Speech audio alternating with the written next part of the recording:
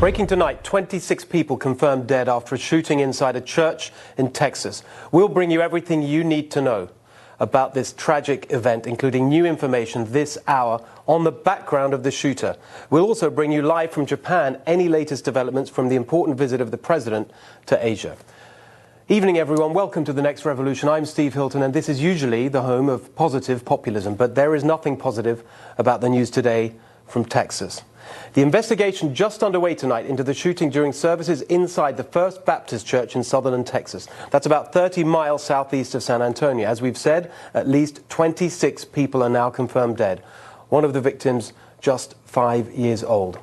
And some 10 or more are injured. The attacker himself, identified as 26-year-old Devin Kelly, also shot dead after fleeing the church in a vehicle. And we're learning just within the hour that Kelly had been discharged from the U.S. Air Force. President Trump speaking about the shooting tonight while on his historic trip to Asia, and that's the other big story we'll be covering here on this show tonight. The president's meeting with the Emperor of Japan and the Prime Minister during this hour. Here's what he said from Japan this evening about the tragedy in Texas. I've spoken just a few minutes ago with Governor Abbott, and we offer our thanks to the first responders, the FBI, all of the many people involved, both federal and otherwise. Ultimately, they stopped the suspect and rendered immediate life-saving aid to certain victims of the shooting. I will continue to follow the developments closely. All of America is praying to God to help the wounded and the families of the victims. We will never, ever leave their side. Ever. Let's bring in our panel now. Tonight I'm joined by co-host of Fox & Friends Weekend and Fox News contributor Pete Hegseth, and Democratic strategist and Fox News contributor Jessica Tarlov. Also joining me here is Brian Levin, professor of criminal justice at Cal State San Bernardino. Brian, thank you for joining us here on short notice. I'd like to start with you. If you could just, for our audience, please, going to break down how we should be thinking about this in the context of other events like this. What should our audience be really focusing on? Well, we have to look at the type of mass assailants who do these symbolic killings. Number one, we have the political or religious. They're under the ideologically motivated. Or we have number two, people who are psychologically dangerous. They range from sociopaths all the way to high-functioning paranoid schizophrenics. Some people are cognitively impaired. And third, personal benefit or revenge, and you can have a mix and match between these three, but usually one predominates. My guess, and this is early on, is that this is someone who is unstable but seeking some type of revenge, felt that he was disrespected in some way and was getting back at an institution or society. So none of that, frankly, makes any difference, obviously, to the people directly touched and affected by something like this. But should it give us a different way of thinking about it, depending on which type of attack it turns out to be? Yes, and no matter what the motivation, in 30 to 40% of these cases, researchers have found there's some kind of leakage, either through social media, something verbally to friends, they're amassing weapons, or they have a grievance which they are affixed to. And we've been hearing this for a variety of different mass attacks, including some of the information coming out from the sheriff in Las Vegas suggesting, for instance, that Paddock had suffered massive financial losses. So oftentimes there's an idiosyncratic component where people feel that they've been emasculated and they're going to get their reputation back through an act of violence. We're living in an era today where we have a celebritization of violence and people think that they can make a name for themselves after being disrespected oftentimes through these kind of violent acts. That's pretty horrific stuff about the state of our culture. Pete, I'll turn to you on this. What's your reaction to that? Well, it's obviously a terrible situation. but we live in a free society, and you can't guard every church, every school to the level you would like to deal with someone who's going to dress in all black with a body armor and a semi-automatic rifle and decide that they're going to, with some level of training, we know he was in the Air Force, dishonorably discharged, which means he had his issues while in the Air Force.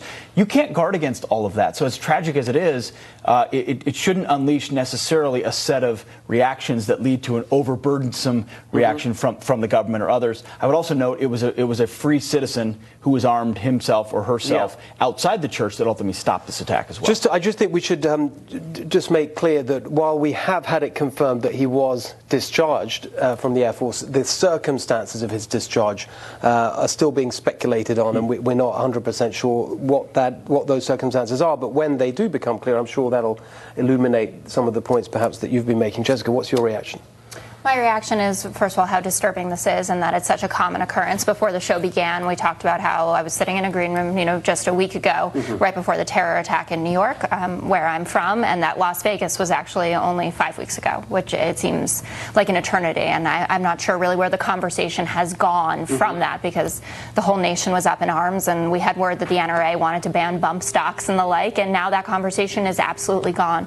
To your point, in the rush to judgment and the rush to change laws, I will play stereotypical liberal right now and say that the president's reaction to what happened in New York City last week was a lot louder and a lot crazier than what just happened today. We saw a very subdued president, thoughts and prayers, which I think is incredibly important, and I send mine as well to the families and to the victims wherever they are right now. But at the same time, I don't know why we have a different reaction to someone who was armed with a weapon that he should not have had, no matter the circumstances of what happened. Rifle is. But he was clearly mentally unstable. When you get to the end of your argument, I want to come back on one aspect of it, but keep going. Absolutely. I think that anyone would say that if someone is going to walk into a house of worship and murder over 20 people, including young children, that there is something wrong with them and they should not have the ability to get their hands on a gun like that. I understand we'll find out if he got it illegally, and we can't stop all of that. But as the former president, tweeted this evening, President Obama said, I hope that we have the strength to take concrete steps to make sure that we can prevent as many of these tragedies as possible. Well, look, I think that it depends on what news we get during this hour and whether there's new information to bring our audience, frankly, whether we'll have time to get into some of those conversations. And I know there are a lot of people who feel that actually it is still too early to talk about that, and I know there's a response on the other side that it's just, and this is the point I wanted to pick up on, which is, well, it's not too early in the view of some to talk very soon after a terror attack about that. So I just wanted to make one point in distinction there, which is that there is one crucial difference, which is that in the case of a terror attack, it is very obviously, very quickly, the result of a war being waged against us, an ideological war, which does put it in a different category from the different circumstances we see, as Brian was pointing out, with these kinds of events. But what do you think about, Pete, the speed at which people take a tragedy like this and then go to the potential policy solutions? Oftentimes the speed at which the motives are revealed. If someone's yelling Allahu Akbar with an ISIS flag in their truck when they commit it, it's quite clear that there's an ideologically radically Islamic motive behind it. In this particular case, we don't know. Maybe we'll know quickly what the motivation, as disturbed as it may be, of the shooter is. But I think you're exactly right.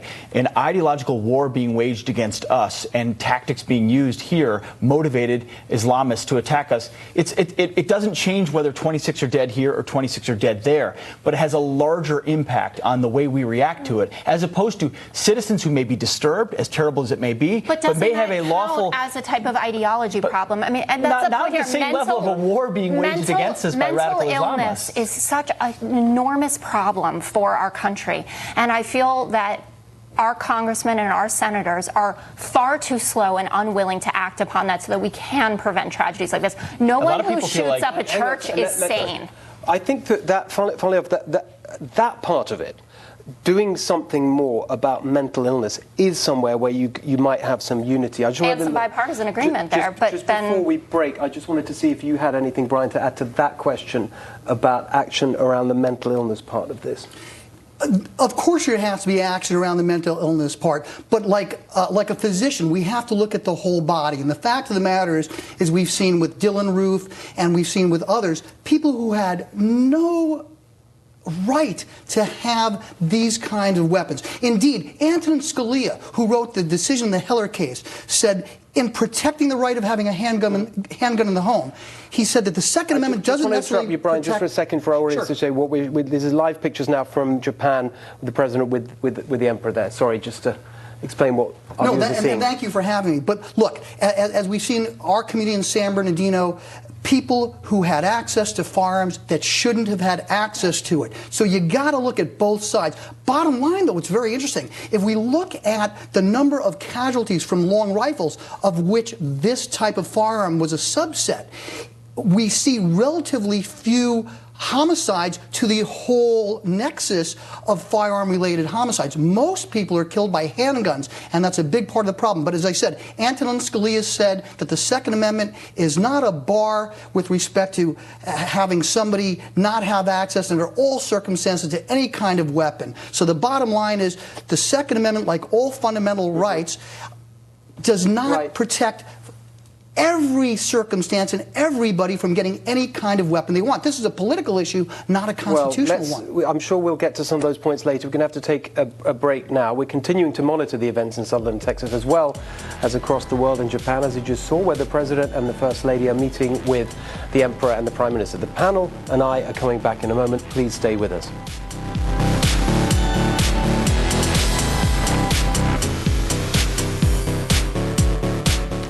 Welcome back to The Next Revolution. Of course, we're monitoring the tragedy still unfolding in Texas, where a gunman opened fire inside a Baptist church about 30 miles southeast of San Antonio and killed at least 26 people. The latest from the ground right there is coming up. In the meantime, President Trump is said to be monitoring the situation there very closely while on his historic trip to Asia.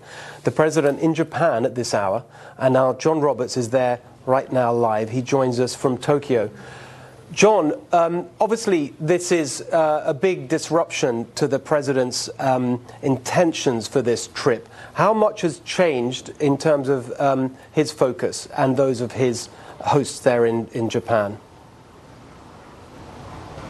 Steve, good morning to you from Tokyo. Clearly, this has taken up a lot of the president's thinking in the last few hours. He is sticking to his schedule, though. You showed just a few minutes ago, and I don't know if we got them again, pictures of President Trump and the First Lady with Emperor Akihito and the Empress Michiko meeting at the Imperial Palace here in downtown Tokyo, one of the most spectacular places that you've ever seen in the center of a city.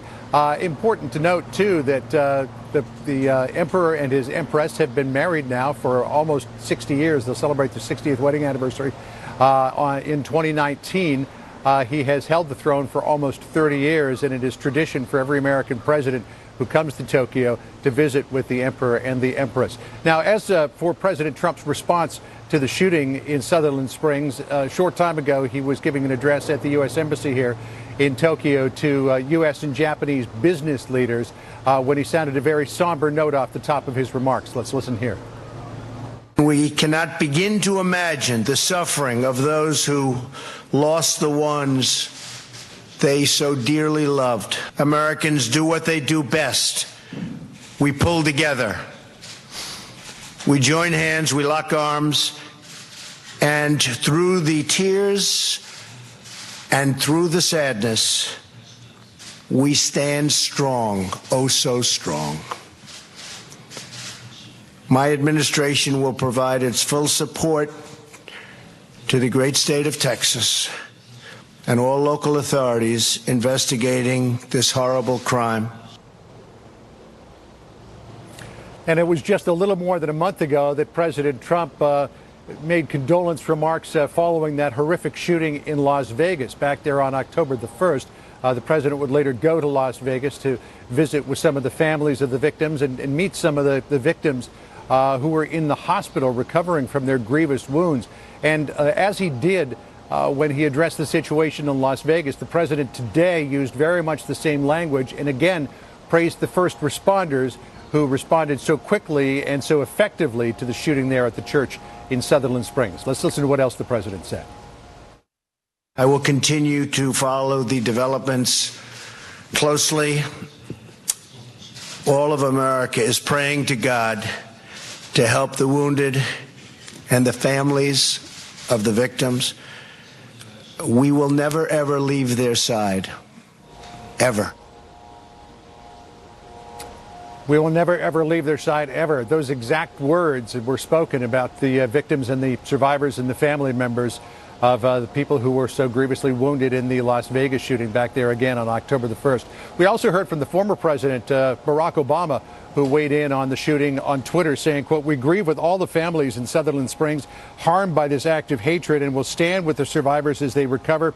May God also grant all of us the wisdom to ask what concrete steps we can take to reduce the violence and weaponry in our midst." There are calls already, Steve, from many people on the Democratic side of the political aisle to start up the debate again about gun control. Some people saying how many lives will have to be lost. We heard John Lewis, congressman from Georgia, say that in the aftermath of Las Vegas, how many lives will have to be lost before we finally decide to get a handle on the proliferation of these powerful, powerful weapons in the United States of America.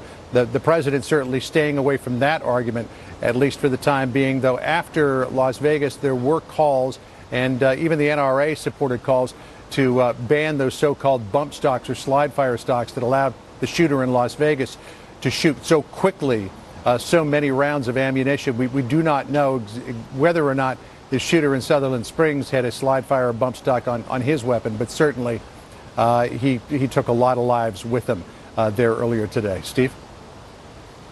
Thank you, John. Sorry to interrupt you a little bit earlier. I just was interested there in the remarks from President Obama. They seem to be much more of a kind of subtle way into the argument than we saw after Las Vegas from, for example, Hillary Clinton.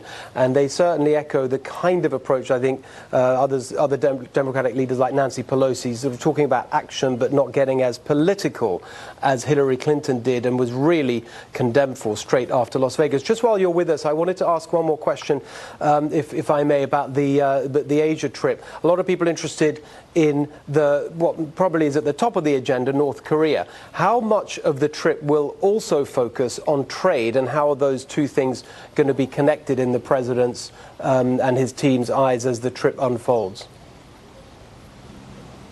Well, really, Steve, the overarching issue here in the president's trip is North Korea. He's talking with Shinzo Abe about that today when they have a bilateral meeting after the president finishes up with the emperor and the empress. It'll be the dominant topic of conversation when he meets with President Moon Jae-in in South Korea. It will be another big topic of conversation with Xi Jinping, again at the APEC conference when he's expected to meet with Vladimir Putin in Da Nang in Vietnam, and then the ASEAN conference in Manila, winding up the president's trip. But trade is also very, very important as well, because the United States has got trade deficits with all 5 countries that the president will be visiting. The biggest, of course, with China, but there are significant trade deficits that the United States runs with Japan and with South Korea, to the point in South Korea that the president is talking about ripping up the chorus, the free trade agreement, and starting all over again. And we heard the president earlier today when he was addressing the U.S. and Japanese business leaders, saying that we want free, fair, and reciprocal trade with our allies, and trade between the United States and Japan is neither free nor fair nor reciprocal, and the president wants to change that. But I still think, Steve, that the big topic of conversation is North Korea, because we're down now to a point where many experts believe that our choices are in the zone of either the horrific or the catastrophic. And so the president really has to try to get something going in this visit to get Kim Jong-un to, at the very least, freeze his nuclear program and at best roll it back. Steve? John, thanks so much for joining us. These are huge issues. It's a very long trip. We look forward to hearing your dispatches over the weeks ahead, because it is weeks. Thank you very much for joining us. We appreciate it. Just want to come to you, Jessica, if I may, out of that report there of what Barack Obama was saying. Right. Moving us into the debate on guns, in the view of some, perhaps too quickly. What's your take on how he addressed the issue?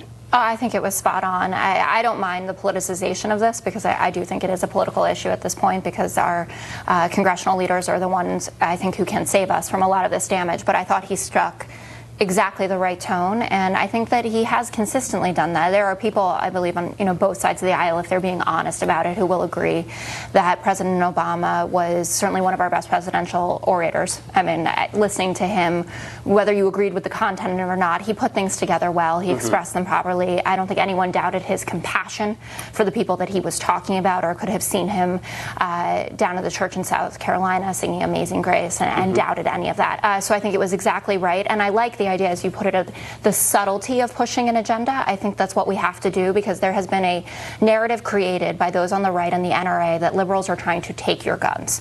That's not what's happening here. We respect the Constitution, Second Amendment rights. What we're talking about is responsible gun ownership and expanding background checks and all of that wonderful stuff. So I think it was spot on. I do hear people on your side of the argument make that point, and nevertheless, people are suspicious. They don't think it's just going to stop with some clever check that's going to help us with terrible events like we saw in Texas, that actually the real agenda is to take away people's guns. Of course, that is the real agenda if they can go to a logical conclusion. Some may say that it isn't, but for many on the left, that's exactly where it is. And Jessica, I disagree. It's not political leaders in Washington that are going to save us here. It's individuals with their Second Amendment rights who can arm themselves and defend themselves at a moment where the county sheriff or the police can't be there.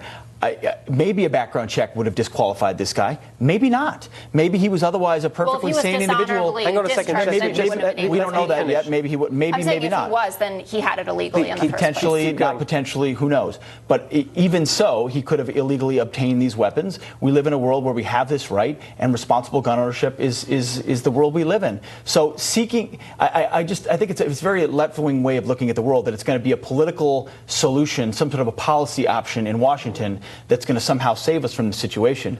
No, we have to. We live in a free society where these things unfortunately happen, and the more armed citizens who arm themselves responsibly, I think the safer we are. And Brian, given what you were saying earlier about the powerful forces that drive someone to commit these acts that are just unthinkable for most normal people, to just behave like this. Right. What good would the kinds of policy measures be against maniacs, frankly, like this? Well, let's look at the maniac that mowed down many people in my hometown of New York, where I served in the NYPD.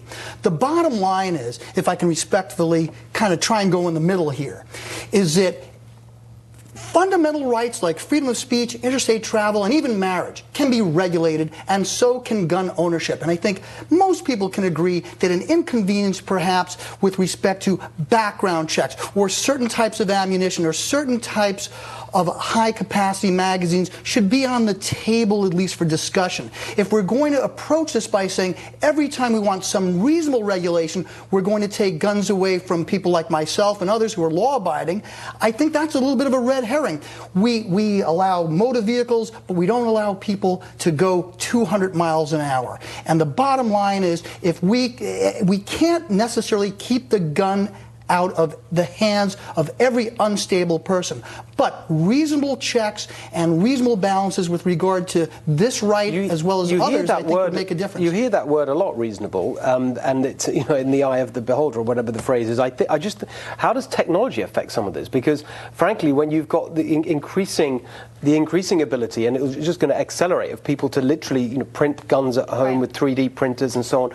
Well, in the end, what use can government even begin to really stop this kind of event? What you can do at the margins, look, we don't have a Second Amendment right to have a howitzer. And I think, for instance, on Capitol Hill, after our community was hit, and one of the victims went there, and they said, no, mentally unstable people will still be covered, and then the politicians tried to even roll that back. Let's have some reasonable discussions about keeping guns out of the hands of felons, mentally unstable, and bottom line is, military type of weapons, there's not necessarily this broad right. That's a point. We're going to have to sort of stop there for a second, but we'll come back to it. I think that the issue, I think, with a lot of, and I'm learning about this debate because it's a new debate for me. But I think one of the points that's very powerful with me when I listen to the debate is that actually it's very difficult for anyone to point to any specific item on the list of restrictions that people have in mind and say, well, that would have stopped this one. And I think that is a pretty big objection to a lot of the arguments that are made. But maybe we can get back to that in a second. Sorry, Brian, we have to stop there for the moment. Back in a second. More details on the breaking news we're following in Texas and overseas. The Next Revolution is back in a second.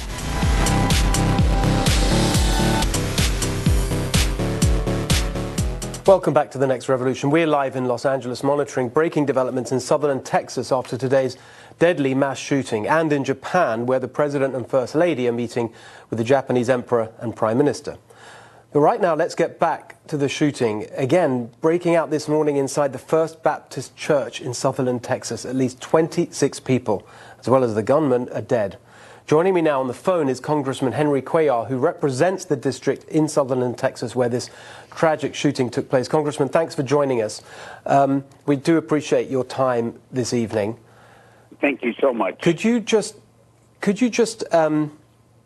give us your impressions of where the community stands this evening? Well, first of all, this is a small community of less than 400 individuals. I've been there before. My office is there once a month to go provide services. They'll be there first thing at 8 o'clock in the morning. This is a small community with families where they send their kids off to school. They work there. It's a small community where everybody knows each other. So to have evil descent on this community in this way is something that nobody expected. And I think it's going to be a long time, for this families to get back together. They have to grieve. They have to heal. It's a strong, independent community. But again, this is a pretty hard blow that the community has received. But I feel confident that in the future they'll be able to bounce back. So I think that one of the things that certainly struck me reading some of the testimony that we heard and from those in the community today was this point about, this is the kind of thing we expect somewhere else. We don't expect it here, maybe in a big city, but certainly not in our community. How does the fact that it's such a small town change people's attitude to questions like law enforcement and the response to events like this? Well, you're right. I mean, this is an area that, if you think about it, you see this in big urban areas. We saw what happened in New York, just last week with some people being killed by somebody using a truck. So you just don't expect this in a small, low community where people know each other. Tomorrow morning, when more of the names are released of the victims, they're going to know everybody. This is not names in the abstract where people don't know each other. They are going to know each other. I've been on the phone with the sheriff who's doing a good job, Sheriff Joe Tackett. I've been on the phone with, Commissioner Albert Gomez. I've been on the phone with other folks that have been telling me what's been happening, who's who, people that work at the county, kids. The schools are going to be, setting up counseling tomorrow because of, the different kids that got killed, young kids that got killed that are not going to be showing up at school tomorrow. So this is a blow to the community. It's hard, but it's a strong community because I've been there. I see how people, get together and support each other. And we're going to do everything we can to help this community heal. But it is going to take a little bit of time. It's when you have evil descent in this way, it's a heavy blow. But I have faith in this community. God will be, there to make make the people stronger. Talking about God, this happened in a worship place, in a church, which just makes it horrible. I know, and I think that's one of the things that makes it just so totally shocking. One last question. You're going to be heading, I think, back up to D.C., I think tomorrow. What are you going to be saying to your colleagues in Washington who don't have the personal connection that you have to this event? Well, I've had different members of Congress that have reached out to me. Joe Crowley from New York, Pete Aguilar from California, Will Hurd from just one of my neighbors, Vicente Gonzalez, I've had Joaquin Castro. I've had a lot of folks that have reached out to me. I just reached out to Steve Scalise, and he sent me his prayers to the community. We're going to, I asked him if we can set up a moment of silence on the House floor for our community. He's going to be talking to Speaker Ryan, which I'm sure that's going to happen this week. So it's everybody's getting together, and at the end of the week, I'm going to be there with the families in Sutherland. I'm going to invite some of my colleagues to be there with me so we can show support and be there for this community that's been stricken at this time. But we're going to do everything to be one voice, one family together in Sutherland Springs. Well, we do appreciate that, and I think the whole country is with you in that effort. Thank you so much for what you're doing, and thank you for joining us tonight. Thank you so much. Again, good night to you. So our live coverage continues on this deadly shooting in Texas and the president's trip to Asia. We're back in a moment. Stay with us.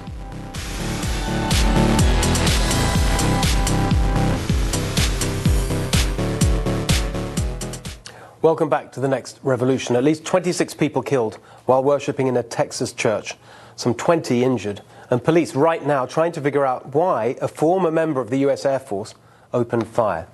Here in Los Angeles, I'm joined live by retired LAPD Commander Rick Webb. Commander, thank you very much for being here. I just want to pick up on one aspect of this that I just touched on with the congressman there. The fact that this is such a small town, a tiny community. Their sense of law enforcement is so different from what your experience was at the LAPD. How do you think that affects how they would think about something like this? Well, I think it's going to be a substantial impact on law enforcement there. I assume that many of the law enforcement people, first responders, possibly even the healthcare providers, live in the community. They're going to know people. They're possibly going to be working with the victims of this that they know, maybe even family members. So it's going to be very, very significant. The parallels between this and, say, the Newtown, Connecticut shooting are uncanny in that there's going to be a substantial amount of recovery that everybody's going to have to go through. 26 funerals.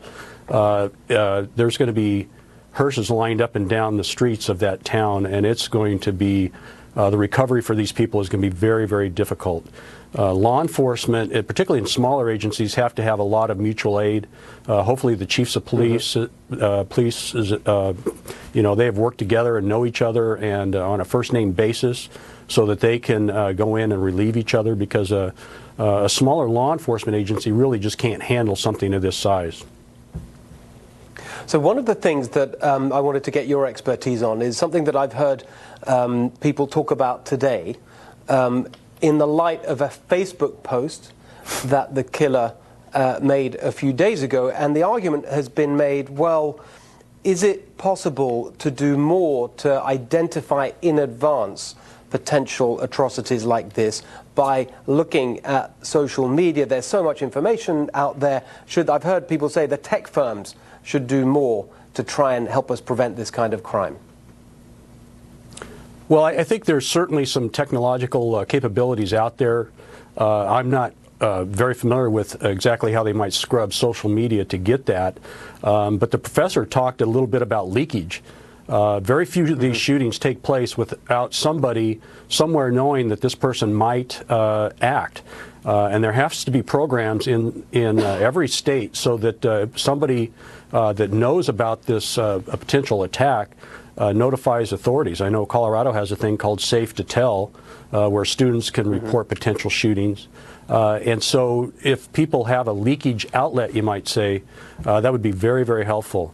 Unfortunately, when we look at something like Facebook or other social media, the rantings of people are just abhorrent, frankly, and it would be very difficult, I think, to ultimately pinpoint the exact shooter. Certainly, looking in the rearview mirror is much easier than looking down the road, but it would be nice if we could do that. I just don't know exactly how we would get that accomplished.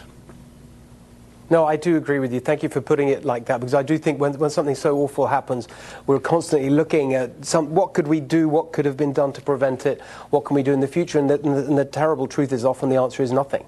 Do appreciate your expertise this evening. Thank you very much for joining us. We're back live in a moment with new details on the shooting in Texas and the president's trip to Asia. Keep it here.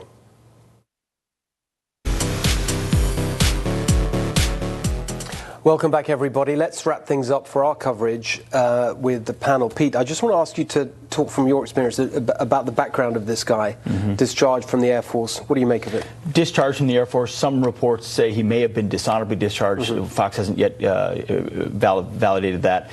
He was involved in logistics in the Air Force, which means he may have received some level of weapons training, but it doesn't mean he was a highly trained, combat-hardened veteran, which is a difference. But you can go to ranges with weapon systems and become pretty proficient pretty quickly. Motivation and ideology is really going to be a big thing here. I mean, we always look for that. Is it an Islamist? Is it a racist? Is it an Antifa member? Who is it? What is their motivation?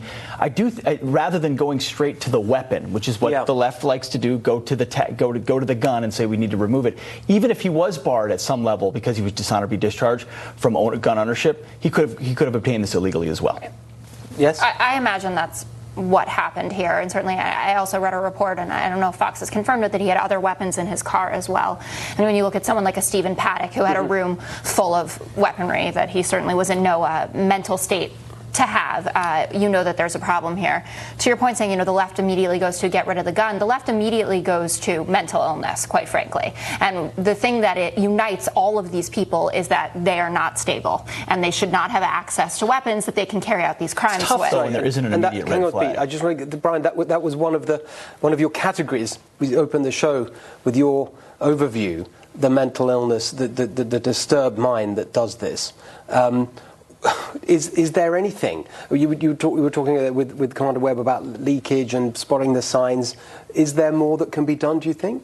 Yes, and let's look at Sandy Hook, for instance, where the mom had the weapons. We have to address this holistically, and we have to address this as a community. One of the great things that I like about your show is you have all different viewpoints. I think reasonable people can say, at the very least, people who are adjudicated felons or who may have been court-martialed, people who have determined to have mental illness, those are folks that we should keep weaponry away from, particularly weapons of war. And again, we can regulate dangerous people, and I think we should look at, though, also the weaponry, because one of the things that we're seeing now... Just again, second time it's happened, just want to explain to our audience what's going on over there in Japan, the president with the prime minister there. Sorry, I did literally interrupt your flow, but keep going. Sure. So one of the things I think we have to do is have some common sense approach to this. As I said, our community was impacted by this. We had one of the victims' families go to D.C., and they were even given a difficult time with respect to mentally ill people having access to this. And we saw with our San Bernardino attack that there was a straw purchaser who will be sentenced for supplying the terrorist with the weapon. And we have to, at least on the things we can agree upon, keeping these out of the hands of dangerous people, I think we all... We do have widespread agreement. I mean, we have over 90% of Americans polling that they would like tougher background checks. And when you talk about a Dylan Roof and what closing the Charleston loophole would do, if you have to wait a couple extra days to get your hands on a weapon like this, just so that we can prevent someone like Dylan Roof walking into a church and murdering, I think it was 13 people, I think that should be worthwhile for every American, whether you're a gun owner or not. Pete, we wouldn't have prevented the Las Vegas attack, though. I mean, there wasn't anything immediately well, that we in his know background. We've actually totally stopped talking about Las Vegas at this point. But I'm just saying that the story has gone away. How far do you go on evaluating the mental health or capabilities of certain people beyond a criminal background? I think. Wait, I just want to understand. Hang on a second. I don't want to go back to the. I love government the weapons. I want to talk about the underlying issue, the mental health issue, because we keep talking about that as a kind of headline. We use that phrase. What do we mean in terms of services locally for people with mental health problems? Who's at fault here, or if anyone? Is it a local government issue? Is it something to do with even the military doesn't have its arms medical around it. services? Well, obviously not. If this, this guy is a veteran.